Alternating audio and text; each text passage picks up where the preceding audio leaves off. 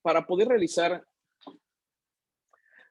realizar este webinar, contamos con el valiosísimo apoyo de Nacional Financiera y Bancomext, aliados estratégicos de Comce Veracruz desde nuestro origen, y bueno, para lo cual agradecemos mucho a su director general para el estado de Veracruz, al licenciado Hugo Leonel González, el que nos haya permitido esta vinculación, fortaleciendo la relación y apoyando a los empresarios.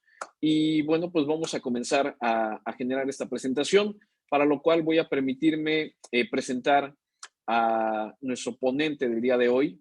Así que, si gustan, hacemos el cambio de pantalla para proyectar la presentación de nuestro ponente.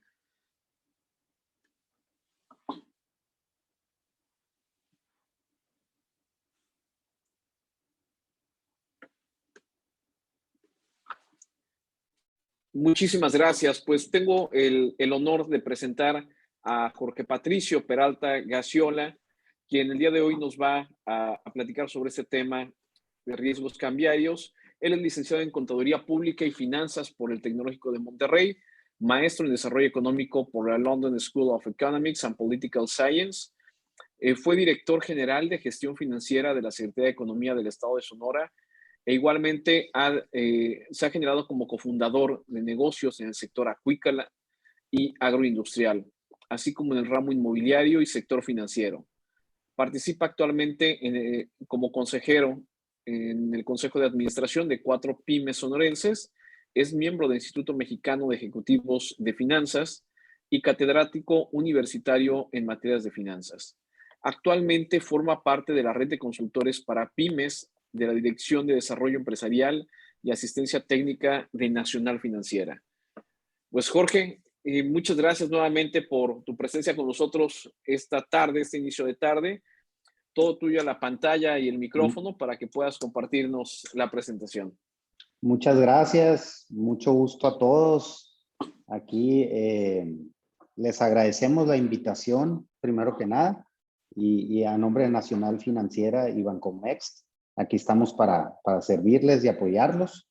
Este es un tema muy interesante, esperamos que sea de gran utilidad para todos los interesados y todos los presentes, ¿no? Saludos desde Hermosillo. Entonces, empezaremos. Les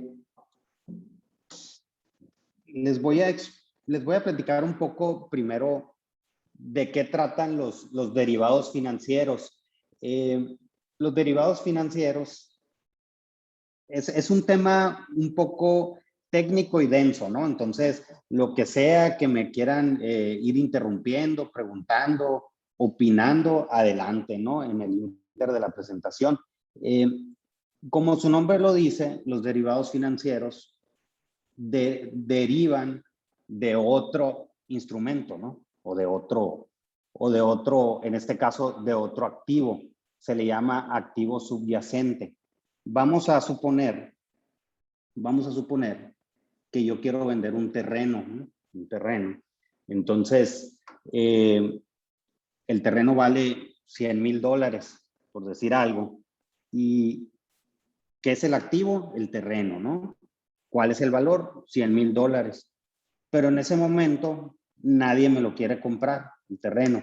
Entonces, yo hago un contrato que se le llama es una promesa, ¿no? Parecido a una promesa de compraventa pudiera ser. Entonces digo, este es un contrato que le da a alguien el derecho a comprar este terreno a $100,000 dentro de un plazo de 5 años, ¿no? Entonces, ¿qué dice el contrato? Digo, si lo vemos a fondo, dice el monto, $100,000, muy importante, el derecho de comprarlo, el plazo de 5 años, el activo subyacente, así se le llama, que es el activo derivado de ese contrato, y el plazo, ¿no? Ya lo comenté, el plazo. Entonces, yo vendo ese contrato vamos a suponer a $1,000, ¿no? Entonces, alguien, vamos a suponer, José Luis me lo compra No, pues te doy $1,000 y yo agarro estos $1,000 y me voy de vacaciones, ¿no? Entonces, y ya, se me olvida, porque yo vendí nada más la promesa o el contrato o el seguro o el instrumento de cobertura, más no el terreno, ¿no? Yo vendí el derivado o el instrumento, ¿no? Entonces, de repente pasan 5 años y el terreno vale $200,000 en el mercado, ¿no? Y me habla José Luis y me dice, oye, Jorge, quiero ejercer mi derecho, ¿no? Quiero ejercer mi derecho del instrumento que te compré hace 5 años. Y yo, ¿qué onda? Pero vale 200,000. No, aquí me vendiste tú un derecho que se le puede llamar futuro u opción de compra. Ahorita vamos a ver la diferencia. Un derecho de comprar ese terreno a 100,000. Entonces, ahora lo quiero ejercer. Entonces, yo como ya le había vendido ese convenio a $1,000, ya me había ido de vacaciones, entonces, pues lo tengo que ejercer, ¿no? Él tiene el derecho y yo tengo la obligación de ejercerlo. Digo, así a grandes rasgos, ese es un instrumento derivado financiero que deriva de un activo subyacente, ¿no? Que se le llama instrumento de cobertura o derivado financiero, ¿no? Entonces, de eso se trata la presentación, ¿no?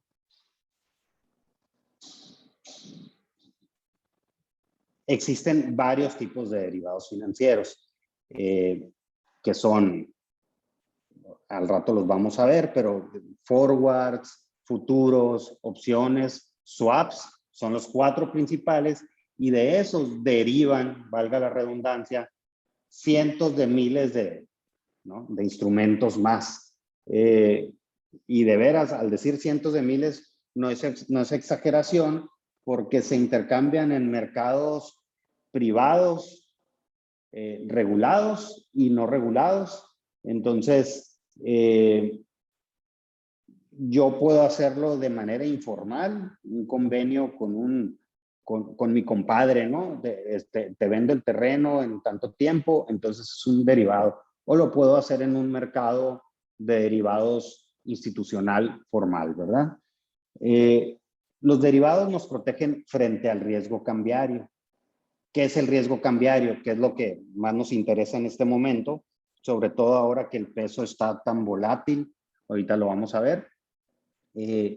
Pues cuando tenemos una operación de importación-exportación, que es principalmente a lo que se dedican ustedes, nosotros también nos dedicamos mucho a eso aquí en Sonora por estar en frontera, pues puede haber un riesgo cambiario, es decir, cuando exportamos y nos pagan en dólares u obtenemos un crédito en dólares, por ejemplo, gastamos en pesos nuestra producción o importamos en dólares o en euros. Entonces, al hacer esas transacciones comerciales entre monedas, puede haber un riesgo cambiario.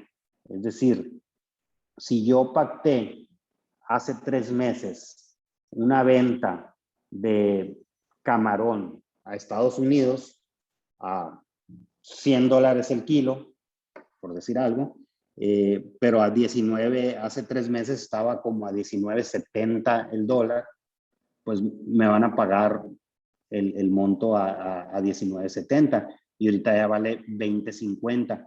Yo hice toda mi planeación de acuerdo a esos 19.70, pero a la hora de la hora, pues los gastos suben, todo sube por el mismo riesgo cambiario, ¿no?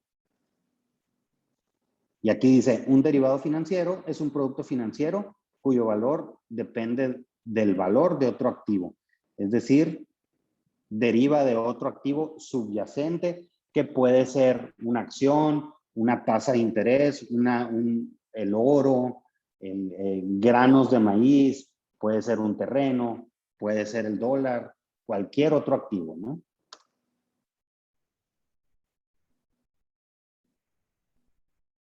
Lo que les comentaba, los instrumentos de cobertura cambiaria son mecanismos que permiten cubrirse frente a la volatilidad de una moneda. En nuestro caso, digo, nosotros que somos empresarios, nos dedicamos a la importación, exportación, comúnmente lo hacemos para cobertura cambiaria, pero la mayoría de las personas o el grueso del público inversionista que utiliza los derivados financieros lo hace para especular, es decir, para obtener una ganancia de compra y venta con derivados, ¿no?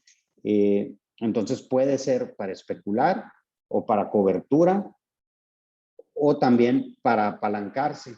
Es decir, yo puedo pactar un precio a futuro de algo, pero a valor presente me pagan a cierta cantidad y yo lo cobro a lo mejor a menos cantidad en un futuro, ¿no? Entonces ahí me estoy apalancando. Son como créditos también, ¿no? Los instrumentos de cobertura cambiaria. Como les decía, existen los mercados organizados. En México está el MEXDER, el mercado de derivados, que está regulado por la Comisión Nacional Bancaria de Valores. A su vez, está regulado pues, por todas las regulaciones financieras a nivel internacional. Está el Chicago Mercantile Exchange, que también está regulado por la SEC, la Security and Exchange Commission de Estados Unidos. Y también están los mercados informales, se pudiera decir, que, como les decía, puede haber contratos privados entre personas con un simple notario y se pueden pactar alguna cobertura cambiaria, ¿no? En México, como les decía, existe la bolsa de derivados conocida como MEXDER y ahí participan la Cámara de Compensación, operadores, socios y clientes. Nomás les quería platicar, la Cámara de Compensación es como digamos, como un juez o como alguien que está garantizando que realmente se hagan las operaciones y que está recibiendo, digamos, que está garantizando que el comprador tenga el recurso, entonces le está garantizando al vendedor que realmente va a cumplir con su pacto en un futuro, ¿no? Esa es la Cámara de Compensación. Como les decía, hay 4 instrumentos principales, ¿no? Los forwards, los futuros, las opciones y los swaps, que de ahí se desprenden muchísimos más, ¿no? Y cada vez, hay veces los financieros eligen nombres complicados, hay veces eligen nombres como más sencillos y, por ejemplo, hay uno que se llama las gaviotas, literal, porque es dependiendo de la gráfica, de cómo se comporta la gráfica, es como si tuviera forma de una gaviota, ¿no? Entonces, digo, es un ejemplo, pero hay cientos de instrumentos, ¿no? Que van inventando con el tiempo, inclusive. Y ahora que están las criptomonedas y todo está cambiando cada vez más rápido. Sin embargo, si nos vamos a lo básico, estos son los 4 principales, ¿no?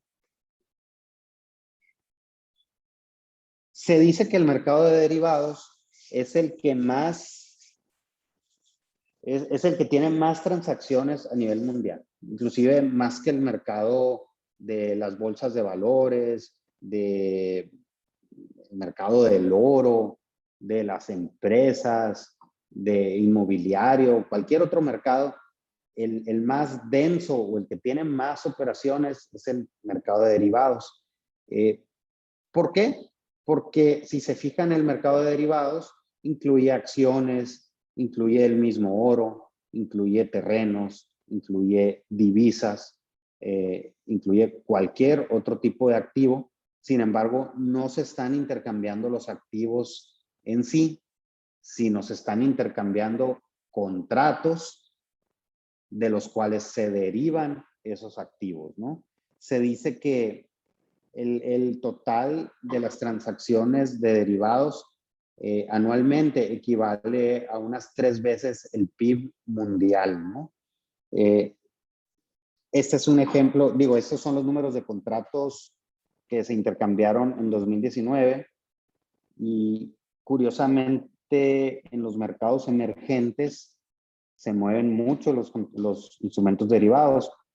Aquí la bolsa de derivados que tiene más número de contratos es la de India, National Stock Exchange of India, el de Chicago, Chicago Mercantile Exchange, el segundo. Este B3 es de Brasil, Intercontinental es de Estados Unidos, está muy ligado a la bolsa de Nueva York, El Eurex es de Europa, el Chicago Board of, les debo lo que significa la E, pero está basado en Chicago, Nasdaq también en Nueva York, y luego está el de Corea, Moscú, y en China, ¿no? Y en México, como les dije, tenemos el mercado MEXDER. Ok, pasemos al primer instrumento derivado. Se le llama forward. Para regresar un poquito, si ustedes ven una cotización, van a una casa de cambios, por ejemplo, o están en el aeropuerto y ven el dólar está a la compra a 20 pesos y a la venta a 20, 30, ¿no? Entonces, ese se le llama un tipo de cambio spot, así se le llama, SPOT, spot, tipo de cambio al día de hoy o al momento.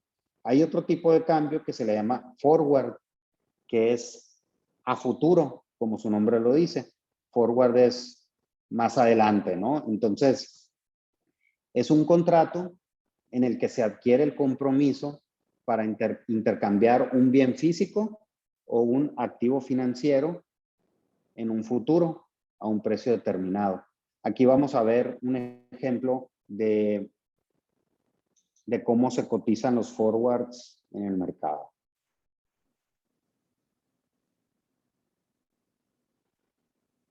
Por ejemplo, este es una de las tantas páginas financieras que hay. Está Yahoo Finance, está Google Finance, donde ustedes pueden ver cómo se está cotizando, por ejemplo, el peso en comparación con el dólar. Este es investing.com. Entonces, si aquí le pongo forward rates, este es al día de hoy, el día de mañana, pasado mañana, la semana entrante, en 2 semanas, aquí dice 2 weeks, 3 weeks, 1 month, 2 months, 3 months, 4 months, etcétera, ¿no? ¿Qué significa cada uno de estos numeritos? Digo, no nos va a dar tiempo de irnos a fondo, pero ¿qué significa cada cosa? Es que, por ejemplo, este es un forward rate a la compra el día de hoy, significa que están cotizando 0.0074 centésimas de centavos el peso más. Es decir, si ahorita está a 20.3860 el peso contra el dólar, quien está dispuesto a comprarlo a futuro está dispuesto a dar a futuro 74 centésimas de centavos más. No sé si me explico. Entonces, a este súmenle, a los 38.60, súmenle 74 centésimas más. Y así se van. Pero estas cotizaciones cambian con el tiempo. Ahorita, por ejemplo, la de hoy subió, pero la de mañana bajó. La de pasado mañana está en ceros porque es domingo, ¿no? Y luego la semana que entra bajó. Lo que quiero que vean es que en 5 años el forward rate del peso con respecto al dólar está entre 5 a la compra hasta 9 a la venta. Es decir, si ustedes quisieran predecir más o menos o ver lo que dice el mercado nos dice que en 5 años el dólar va a estar alrededor de entre 25 y 29 pesos el dólar. Eso es lo que dice el mercado, el gran público inversionista, no quiere decir que eso vaya a ser. Sin embargo, pues es un indicador, ¿no? En 4 años son 3 pesos más, de 3 a 5, en 2 años de 2, alrededor de 2 pesos más, etcétera, ¿no? Esto pues puede variar con el tiempo, por supuesto. Entonces, regresando a lo que es un forward, un contrato forward, nos dice nada más que es un compromiso para intercambiar un bien físico o un activo financiero en un futuro. Entonces, yo me comprometo a comprarte dólares, vamos a suponer, a 6 meses, a un tipo de cambio X, a 20 o a 21 pesos el dólar dentro de 6 meses. Entonces, ese es un tipo de contrato forward que puede ser en un mercado organizado o lo puedo hacer con un notario simplemente, ¿no? Entonces, sí se puede hacer de manera informal, por así decirlo. Y sigue siendo un instrumento de cobertura cambiaria. Aquí si nos podemos dar cuenta, esta es la cantidad de forwards que se intercambian, esto es según el Banco de México, que se han intercambiado a lo largo de los últimos años en billones de pesos. Por ejemplo, en el 2007, alrededor de 4 billones de pesos en forwards. Y luego bajó por la crisis económica y luego se estabilizó, volvió a bajar. En el 2020 no bajó casi. Entonces ha estado relativamente estable. Lo azul son los que se intercambian en casa de bolsa y lo negro son los que se intercambian en instituciones de crédito, es decir, en bancos, ¿no? Entonces, la mayoría se intercambian en bancos y lo menos en casa de bolsa. Estos son los mercados donde se intercambian los forwards. Si se fijan en el MEXDER, es lo azul claro, muy poco en el MEXDER. En bolsas extranjeras, muy poco, aunque a partir del 2016 se empezaron a intercambiar mucho, es decir, los mexicanos empezaron a intercambiar mucho los forwards en bolsas extranjeras. OTC residentes y OTC extranjeros. ¿Qué es OTC? OTC significa over the counter. Esto viene, por ejemplo, de los medicamentos. En los medicamentos están los medicamentos bajo receta, bajo prescripción, y los que están over the counter, que ustedes si entran a la farmacia, los pueden agarrar ahí sin receta médica, ¿no? Entonces, este es como un acronismo, ¿no? Entonces, en finanzas se usa el over the counter. Es, digamos, no es informal, pero es a través de instituciones de crédito que no pasan por casas de bolsa estrictamente muy reguladas, por así decirlo. Entonces, la mayoría, si se fijan, los naranjas se intercambian en OTC extranjeros, en bancos extranjeros, sí regulados, pero no en casas de bolsa, ¿no? Y después los verdes claros en OTC, bancos locales, a lo mejor como Monex, como Intercam, etcétera, ¿no?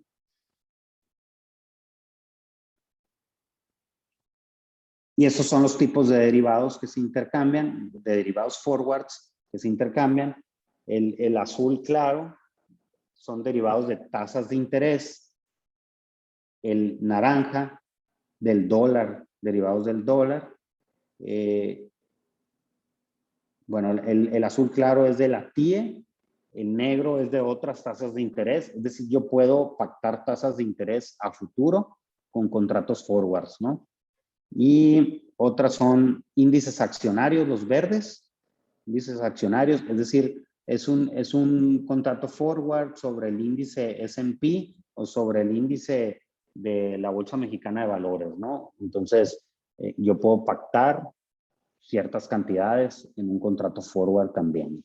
U otros activos subyacentes, que puede ser cualquier otro activo, terrenos, joyas, oro, etcétera. Y por último, estos son los plazos en los que se intercambian. Si se fijan, la mayor parte de los forwards se hacen a largo plazo. Esto es lo amarillo. Lo amarillo es más de 5 años. Entonces, la mayoría de los forwards se pactan a 5 años y también lo azul claro es a corto plazo, es a 3 meses. Entonces es o rojo o blanco, ¿no? Es o a muy corto plazo, a 3 meses o hasta 5 años. Y entre medio sí hay de 6 meses, de 1 año, pero el grueso de los forwards son o a muy largo plazo o a muy corto plazo. Todos estos son datos del Banco de México, ¿no? Ok, me voy ahora a los futuros. ¿Qué son futuros? A diferencia del forward, el futuro sí están en mercados más regulados, tienen, se acuerda la compraventa de una cantidad concreta de un valor en una fecha futura predeterminada y a un precio convenido de antemano. A diferencia del forward, es que el futuro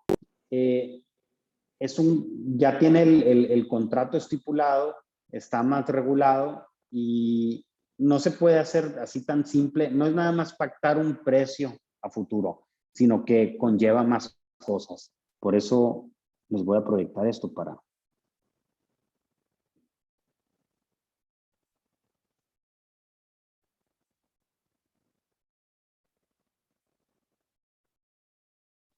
Por ejemplo, estos son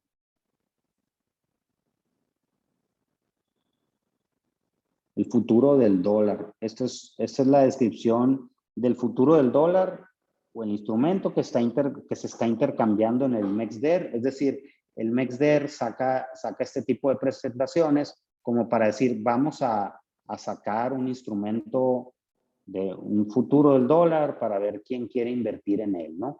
Entonces, explica, pues, para qué es, más o menos lo que estamos viendo actualmente, un poco sobre el peso y el dólar y las características del contrato. Es decir, en este caso, en los futuros, a diferencia del forward, tiene características más específicas, es decir, un tamaño del contrato ya estipulado, en este caso son $10,000 como mínimo. Por ejemplo, hay un margen inicial, esto es muy importante, lo que les decía anteriormente de la Cámara de Compensación. La Cámara de Compensación les pide, digamos, un canon de entrada para poder comprar el futuro, que es el margen inicial, ¿no? Entonces, mínimo necesitan depositar esto en la Cámara de Compensación para poder adquirir el futuro, ¿no? A grandes rasgos, así funciona. Entonces, si se fijan, el futuro, a diferencia del forward, tiene algunas diferencias. Las principales es que pues ya está un poquito más cerrado el contrato en sí. Aquí dice margen inicial mínimo, las series listadas, cómo se cotizan, diarias, mensuales, trimestrales, y cuándo se tiene que liquidar o pagar al vendedor, al vencimiento, ¿no? El vencimiento o 48 horas después del vencimiento.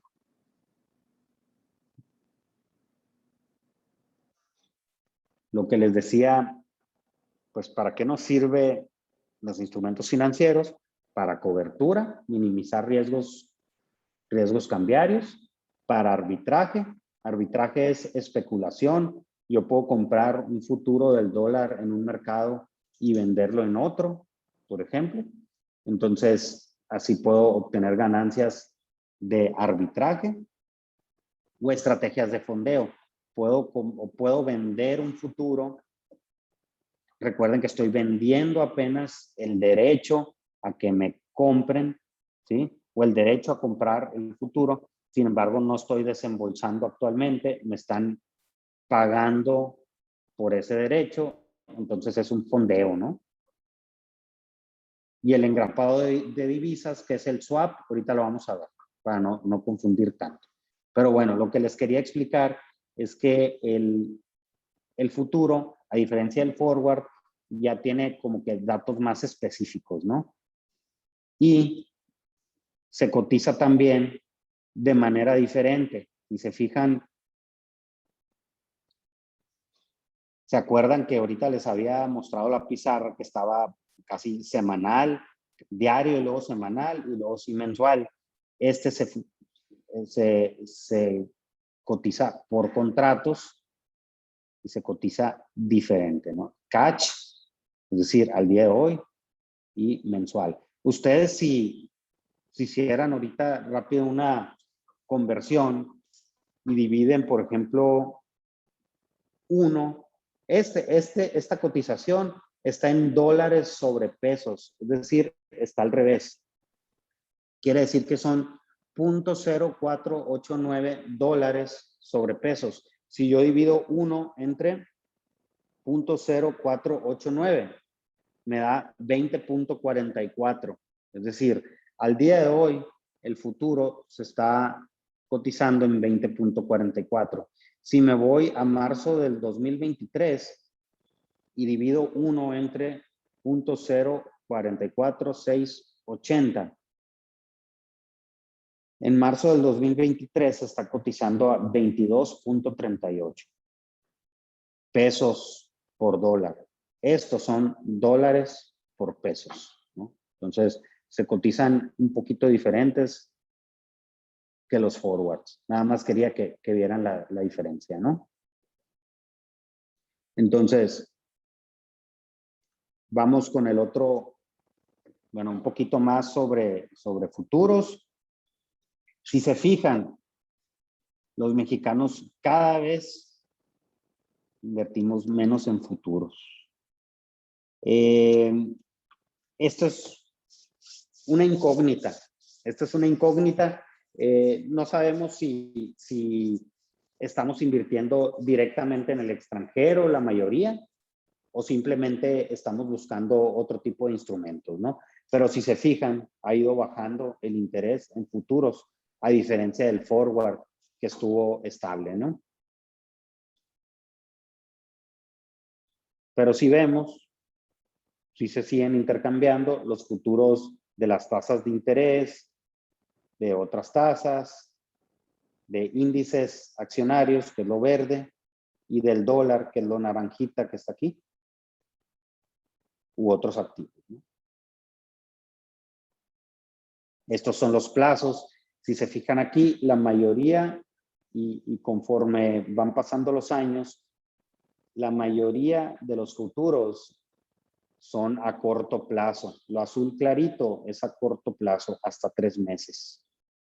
Lo verde es hasta 6 meses. Entonces, los futuros son a corto plazo, a diferencia de los forwards, ¿no? Ahora vamos con el tercer instrumento de cobertura, que se llama opción. Este está muy interesante, por ejemplo, porque este es el que utiliza mucho el gobierno de México para el petróleo. En enero del 2020, el Fondo de Estabilización de Ingresos Presupuestarios gastó alrededor de 20,000 millones de pesos o de 1,000 millones de dólares en comprar una opción para vender el petróleo a 49 dólares el barril, ¿no?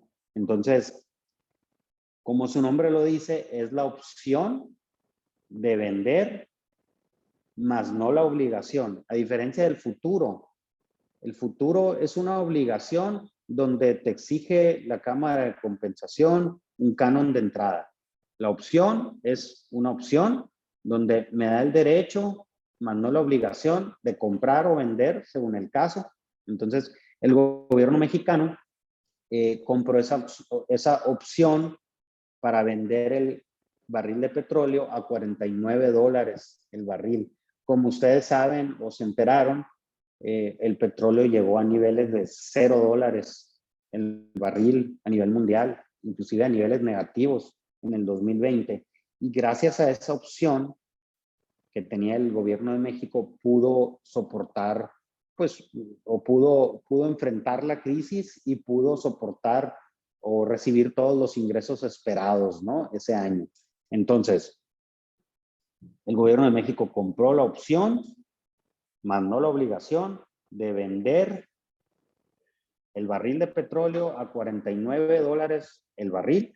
Si hubiera costado $100 el barril, lo hubiera vendido a $100, ¿sí? El gobierno mexicano, y no hubiera ejercido esa opción, no lo hubiera ejercido. ¿Qué hubiera perdido? Pues lo que le costó, los 20,000 millones de pesos que le costó esa opción, ¿no? Entonces, pues ya en un momento dado tiene que hacer un juego de sumas y restas para ver qué le conviene, ¿no? Lo que quería aquí presentarles es cómo se cotiza, las opciones se cotizan en el caso del dólar, se cotizan en mercados extranjeros. No, las opciones del dólar no se cotizan en el MEXDER, en este caso, actualmente, ¿no? A veces sí, pero actualmente no tienen una opción del dólar como tal. Entonces, por ejemplo, es a vencimiento en diciembre. El precio último es a .04851 dólares por peso. Es decir, si dividen uno entre eso, a 20.61, ¿sí? Entonces, este es el precio anterior, el precio máximo, el precio mínimo, etc. Y así se ha cotizado en los últimos días, ¿no? Algo así rapidito, importante, que está la opción call, que es la opción de compra. Así se le llama, es un término financiero de las opciones. Call es como decir, yo llamo, yo lo pido, ¿no? En inglés. Entonces, I call that, como que yo pido eso. Entonces, es una opción de compra. Y luego, put es una opción de venta, como que yo lo pongo en la mesa, ¿no? Entonces, se divide entre calls y puts, ¿no? Las opciones. Y cada una tiene un precio. Es decir, el gobierno de México, como les digo, gastó 20,000 millones de pesos en la opción. Por ejemplo, la opción del dólar, en este caso, tiene este costo. Este es el costo de la opción, más no el costo del dólar al que se cotiza, ¿no? No sé si me explico, hay una diferencia. Y por último, porque andamos cortos de tiempo, bueno, más aquí rapidito para que vean cómo se cotizan las opciones del dólar contra el peso de acuerdo al plazo. Mientras va aumentando el plazo, va aumentando este punto, por ejemplo, café que ven aquí,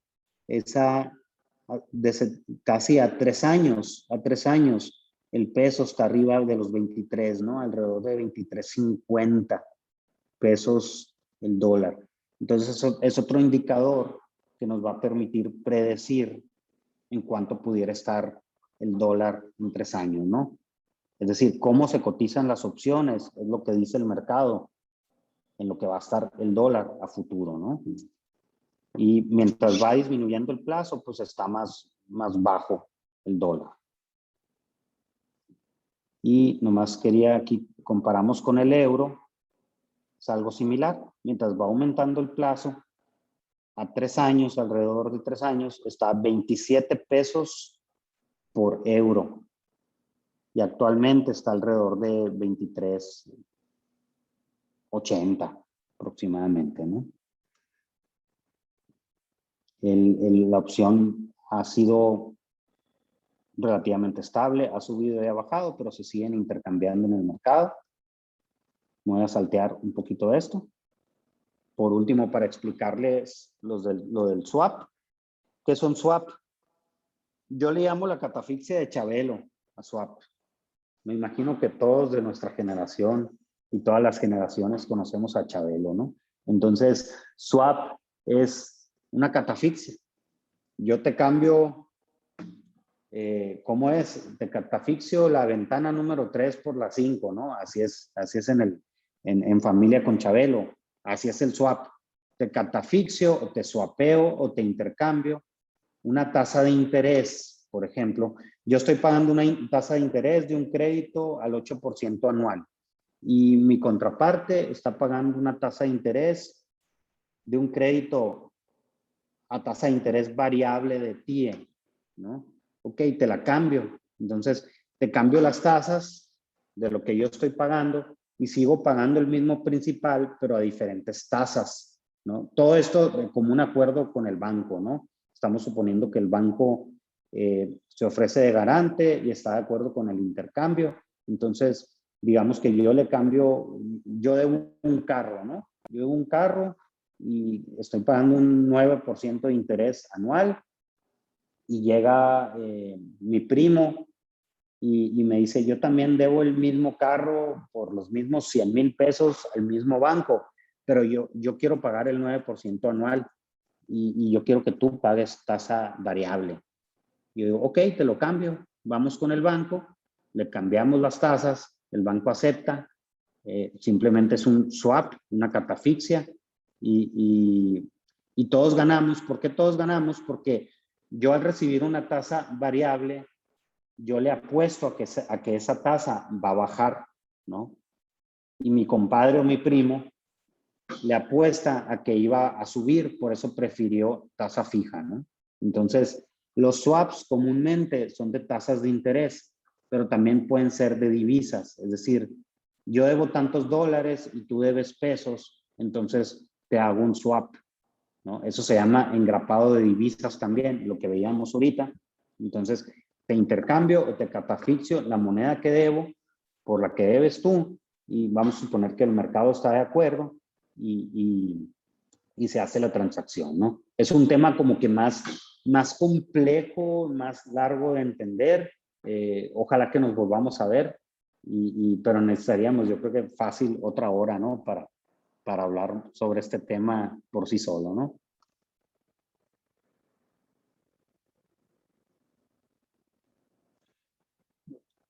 Las características de los swaps tienen fecha de comienzo y fecha final, nominal, es decir, para yo poder swapear o cambiar las tasas de interés, tiene que ser el mismo nivel de crédito, si no el banco no lo va a aceptar. La periodicidad o la base de cálculo también, todo tiene que ser igual y el banco estar de acuerdo, ¿no? Cómo se intercambian los swaps en el mercado.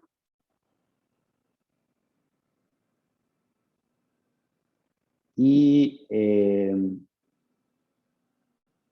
aquí también es el mercado OTC, over the counter, la mayoría. Y como nos fuimos cortos de tiempo, me apuré al final. Entonces, eso sería todo. Así como que una breve introducción de lo que son los instrumentos de cobertura. Es un tema complejo, denso, que a lo mejor necesitaríamos más tiempo para platicar, pero adelante si tienen preguntas, estoy a la orden.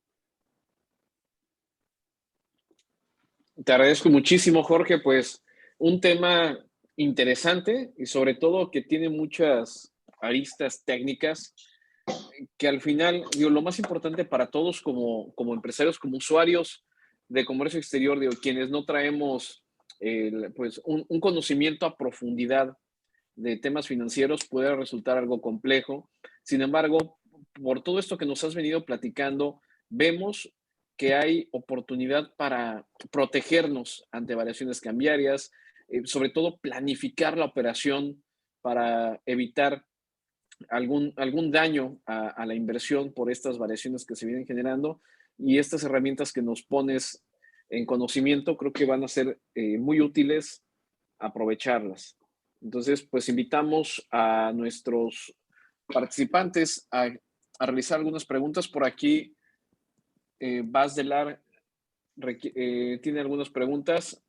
Adelante, Vaz Delar, puedes hacerlo libremente a través de voz.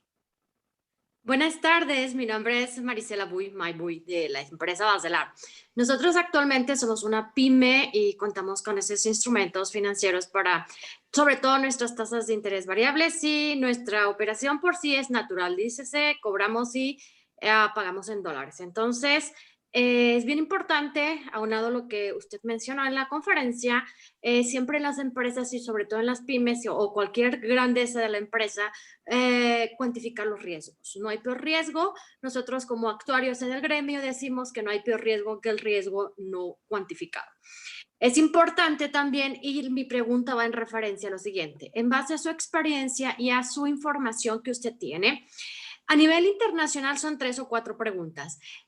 ¿Cuánto hace México? ¿Qué capacidad digámosle, de utilización de estos instrumentos financieros sofisticados tienen las pymes en México? Dícese que las pymes en México son más del 80%. ¿Qué podríamos hacer nosotros también como pymes para difundir este tipo de instrumentos y pues sobre todo resguardar la parte del riesgo dentro de las empresas?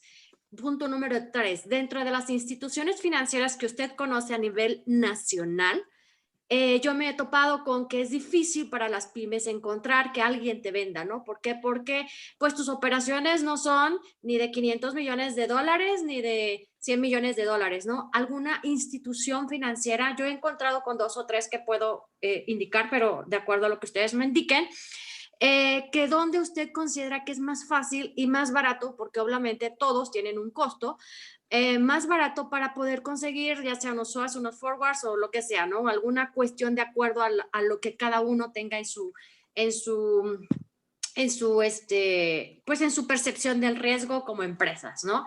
Y por último, pues yo sí agradecería de que este tipo de talleres fueran más difundidos dentro de las pymes para que nosotros también supiéramos y algunos otros instrumentos de riesgo o de cualquier otra situación sofisticados que estén a nivel internacional naciendo o conjurándose o que ya estén maduros para nosotros también a su vez solicitar información a nuestros ejecutivos, ya sea bancarios o de bolsa o lo que sea, ¿no? Pero la situación es que nosotros podamos también difundir, saber, e ingresar a las páginas, ¿no? Como esta de Investment, o también hay otras páginas que donde uno puede estar atento a todas las variaciones que existen en el mercado.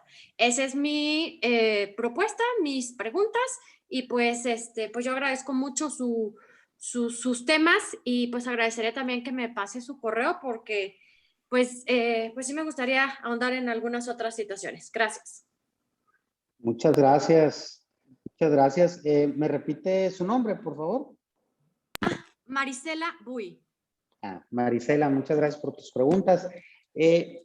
Respecto a la primera pregunta, yo creo que este tipo primero, el tipo de institución que ustedes representan o el COMSE, pues es súper útil para las pymes, para las MIPYMES, para difundir este tipo de temas, ¿no?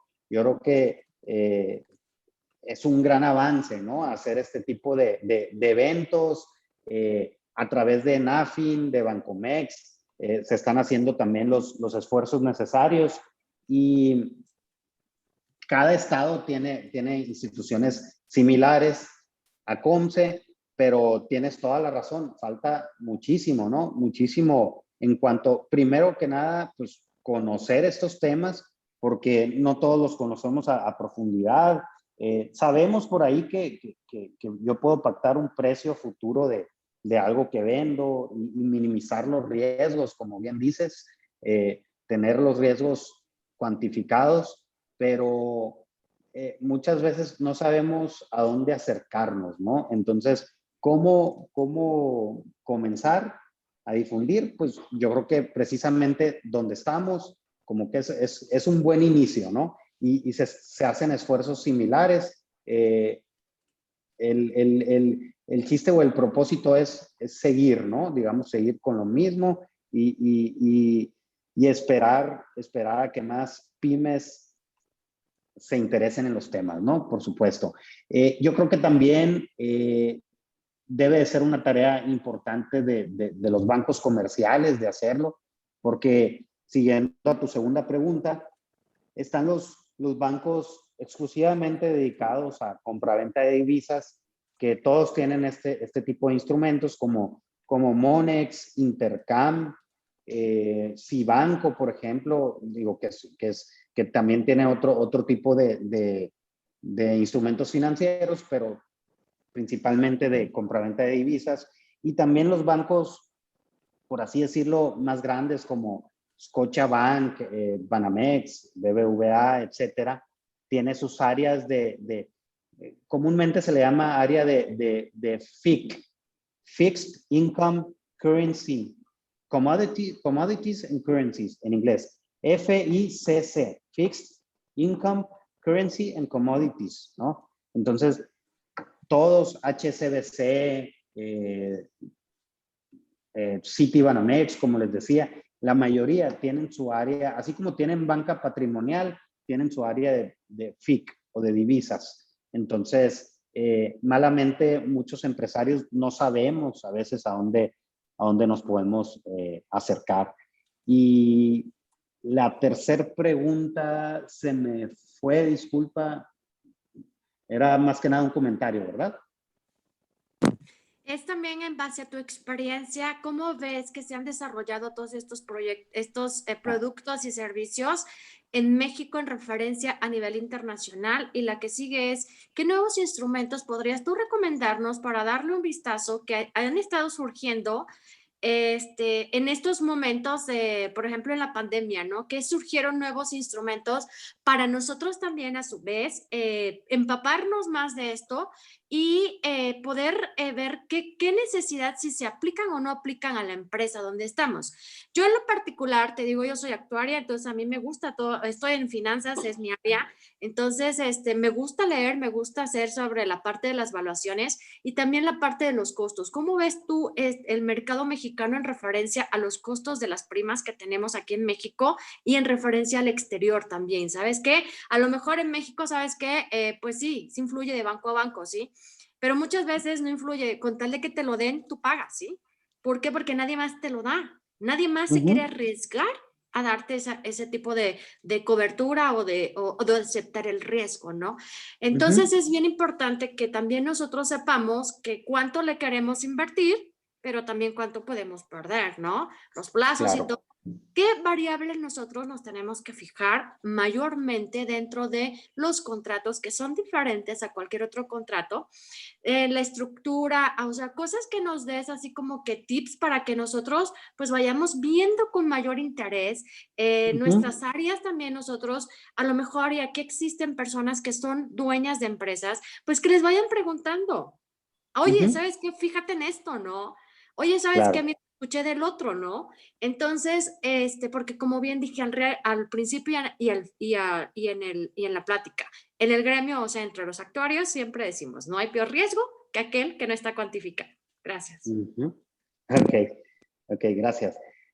Primera pregunta, ¿cómo veo a México? Por un lado lo veo muy bien regulado, es decir, porque está bajo los estándares de todas las regulaciones financieras internacionales, está muy bien adaptado de acuerdo al comercio financiero global, por así decirlo.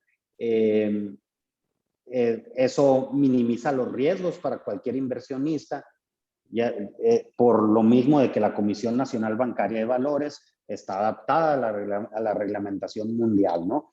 En cuanto a instrumentos, digo, lo podemos ver simplemente en la Bolsa Mexicana de Valores, que cotizan pues, muchísimas menos empresas que en la Bolsa de Nueva York, por ejemplo, porque a lo mejor está tan regulado también que hay muchas trabas para ciertas empresas para poder acceder a financiamiento, ¿no? En este caso de la bolsa de valores, ¿no?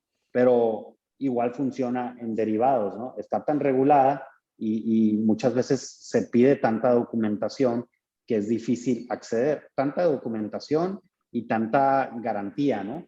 Que es difícil acceder. Eh, Actualmente con la tecnología, siguiendo a tu segunda pregunta, actualmente con la tecnología, pues hay muchos instrumentos que se pueden utilizar, desde aplicaciones que uno baja en su celular y puede ahí invertir en instrumentos de cobertura, hasta aplicaciones de los mismos bancos que facilitan también este tipo de transacciones. Pero es una espada de dos filos, ¿no? Me comentabas, pues, qué tipo de instrumentos hay. Entonces, hay que estudiar muy bien ese tipo de aplicaciones. La ventaja de esas aplicaciones es que es fácil entrar a operar, ¿no? La desventaja es que, pues, se puede encontrar uno con algún riesgo no deseado, ¿no? O Dios guarde algún fraude, ¿no? Entonces, esa es siguiendo a tu segunda pregunta, ¿no? Entonces, veo al mercado mexicano muy bien regulado, muy bien adaptado, pero falta interés o sea, falta a lo mejor, no interés, falta a lo mejor por parte de las pymes conocimiento para que puedan entrar a este tipo de instrumentos, ¿no? Y tercero, ¿en qué fijarse en los contratos? Es como cualquier contrato en donde está el comprador, el vendedor. Hay que fijarse muy bien en la capacidad del comprador para responder a los pagos en cierto tiempo, ¿sí? Del vendedor de cumplir en un dado caso con entregar el servicio o la contraparte del instrumento. Eh, las garantías, pues también se ofrecen garantías, el plazo. Entonces, digo, si te fijas, son las mismas características de cualquier contrato, nada más cambia la terminología, ¿no? En vez de estar vendiendo un terreno como tal, estoy vendiendo la promesa de vender un terreno a cierto plazo. Entonces, sí debe estar un poco más amarrado el contrato en ese sentido, de que, pues no nada más un notario, sino realmente ver que ambas partes puedan cumplir con su compromiso, ¿no? También se involucran fianzas, ¿no? Como varios contratos, etcétera, ¿no? Esto me estoy refiriendo a cuando entramos a un tipo de contrato de instrumento financiero derivado en un mercado no regulado, ¿no? O informal. Si entramos a un mercado formal como el MEXDER, pues está todo pues más amarrado, ¿no? En los contratos. Creo que eran todas las preguntas, pero si se me va alguna, me dices y con gusto te paso mi correo también para seguir platicando, ¿no?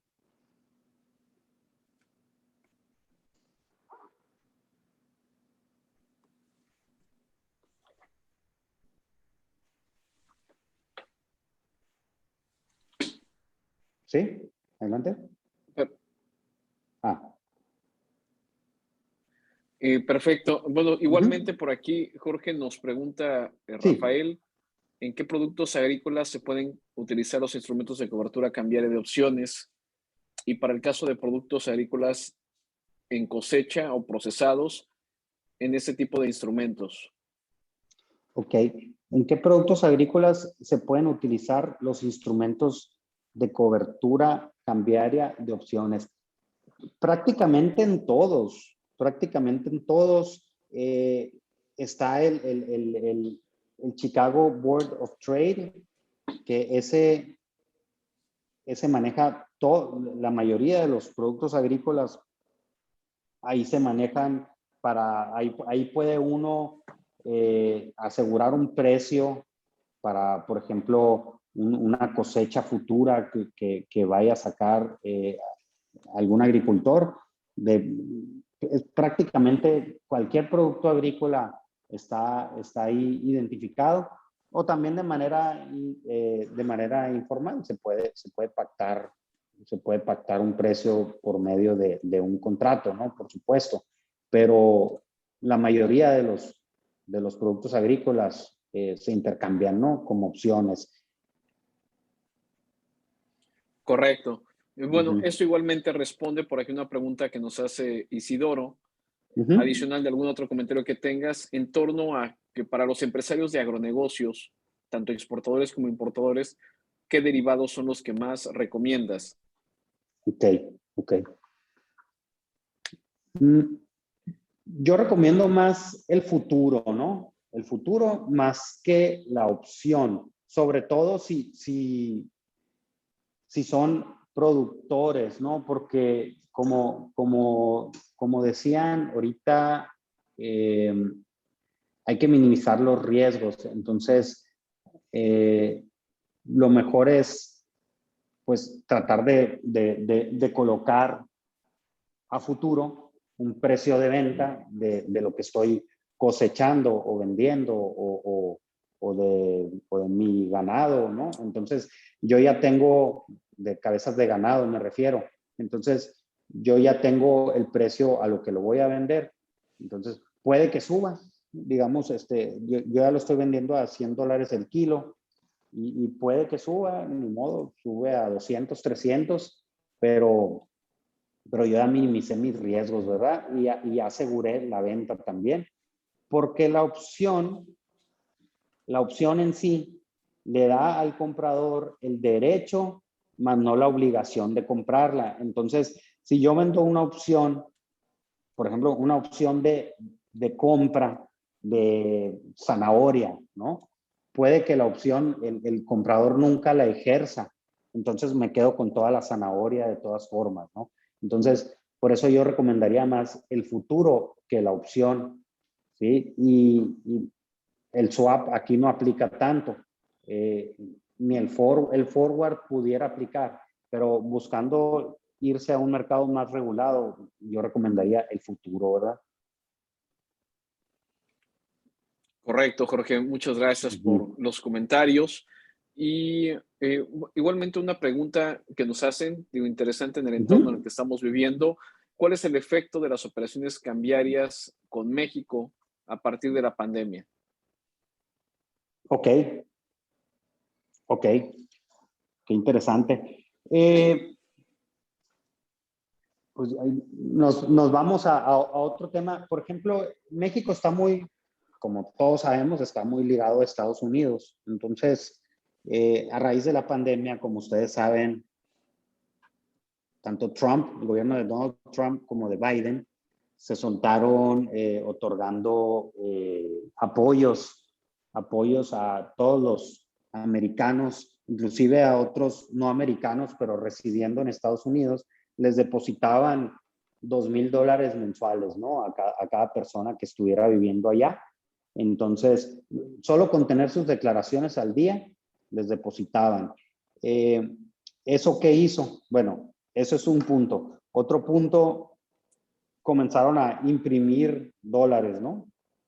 Imprimir es un decir, porque pueden ser dólares electrónicos, ¿no? Pero comenzaron a multiplicar dólares ficticios al depositar $2,000 a cada persona de Estados Unidos. Eh, para resumirlo, del 100% de la divisa, del dólar que está en circulación, alrededor del 30 y tantos por ciento se imprimió durante la pandemia.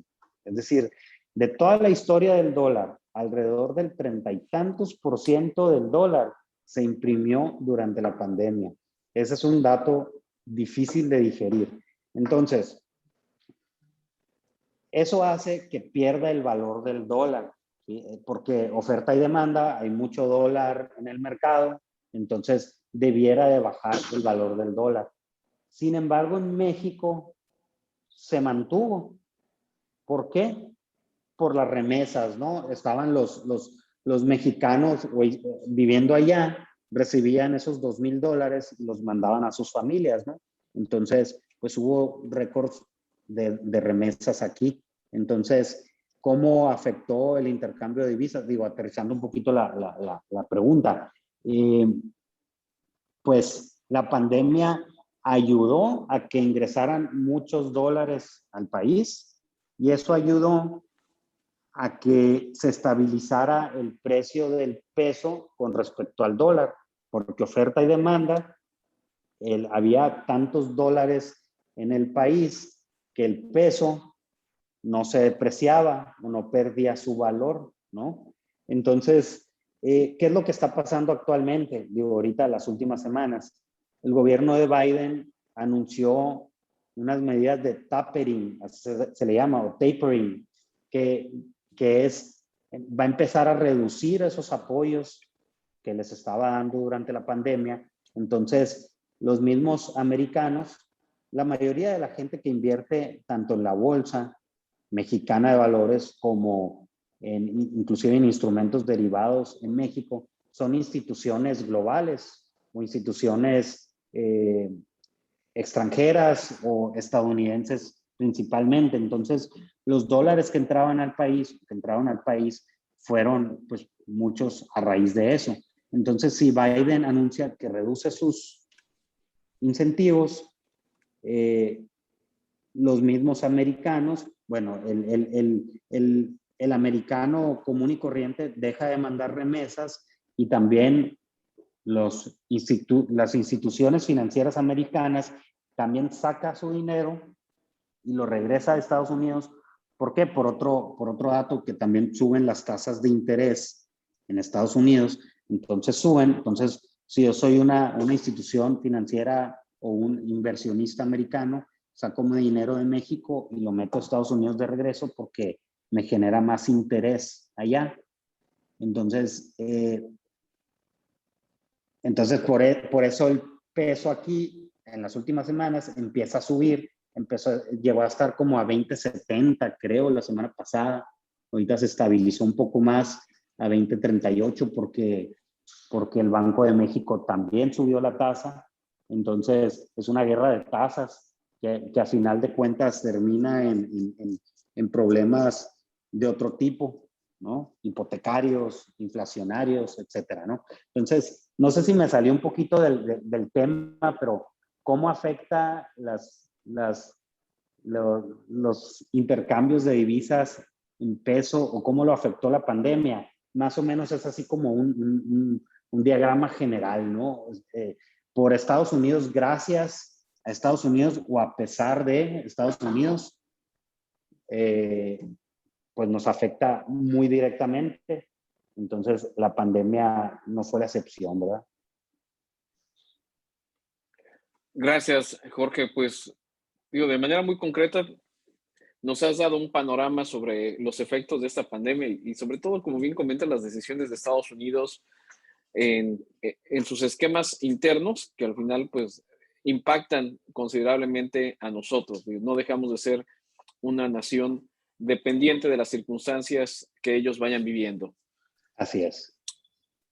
Muy bien, pues parece que al momento no tenemos alguna otra pregunta, a menos que alguno de nuestros participantes guste hacer algún otro comentario. Y si no es así, daríamos por finalizado esta participación, Jorge, y bueno, pues agradecerte muchísimo este recorrido que nos has hecho por instrumentos financieros.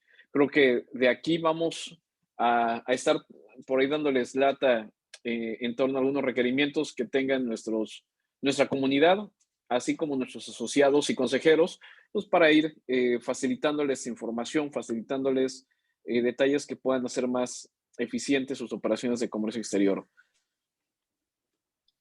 Muy bien. Muchas gracias de nuevo por la invitación. Aquí estamos a sus órdenes. Voy a compartir ahí mi correo en el chat, mi correo personal, y para quien tenga más dudas o cualquier comentario, pues estamos a la orden y aquí desde Hermosillo, Sonora. Sale. Excelente, Jorge, muchas gracias.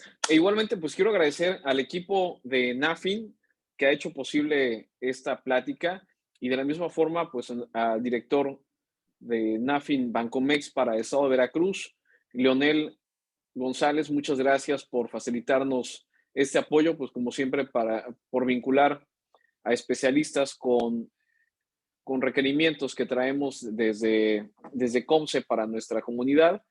Y bueno, pues mantener esa sinergia que siempre nos ha caracterizado aquí en el estado de Veracruz. Muchas gracias, Leonel. Muy bien, y para todos nuestros participantes, antes de despedirlos, les compartimos una encuesta a través de este medio para que nos brinden sus detalles acerca de qué tan interesante, cómo les pareció esta ponencia, con la finalidad de ir fortaleciendo las participaciones que hacemos con todos ustedes. Y bueno, no quiero dejar pasar anuncios importantes en torno a COMSE. Ya estamos próximos a celebrar nuestro tercer encuentro de comercio exterior. La próxima semana, 21 y 22, exactamente dentro de una semana estaremos en pleno evento. Le reiteramos la importancia de este evento. Es un evento que reúne especialistas del ramo de comercio exterior, de negocios en general y de los pilares técnicos para la región sur-sureste. Lo desarrollaremos de forma virtual. Toda la información la pueden encontrar en el sitio que está a mis espaldas, comcesursureste.org.mx, con la finalidad de poder que conozcan el plan de exposiciones que tenemos con ustedes. Igualmente invitarlos a que se inscriban. Van a recibir por ahí un kit de participación muy interesante, un kit elaborado con productos regionales. Y bueno, pues queremos que esta experiencia se viva al máximo beneficio para todos ustedes y sobre todo que aprovechen este evento para estar cerca de nosotros y de nuestros expositores, que es lo más valioso. A final de cuentas, queremos desarrollar esta comunidad de profesionales de manera completa y vinculándonos con todos los especialistas. Y bueno, igualmente aprovecho estos últimos segundos para comentarles que en el mes de noviembre tendremos nuestro Congreso Nacional de Comercio Exterior, el Congreso Mexicano del Comercio Exterior, organizado por COMSE Nacional. Todos los COMSE nos unimos en celebrar este evento, ya nuestro evento número 27, y lo desarrollaremos de forma virtual en esta ocasión, 25 y 26 de noviembre. Toda la información la encuentran en la página congresocomse.org.mx. Y bueno, dentro de ese congreso igualmente tendremos una expo en donde todavía hay espacios para que participen como expositores, si así lo desean. Si tienen alguna duda de cómo participar y de cómo estar dentro de este congreso, les invitamos a que nos envíen sus preguntas y comentarios, y asimismo aquí están los datos de contacto directamente con nuestro equipo organizador. Pues, estimados participantes, les agradezco muchísimo la presencia de ustedes y la participación el día de hoy. Ya no nos veremos la próxima semana porque estaremos en pleno encuentro, pero regresamos dentro de 15 días nuevamente con un viernes de webinar. Muchísimas gracias a todos. Gracias, equipo COMSE Veracruz, por hacer posible esta transmisión. Les deseo a todos una excelente tarde.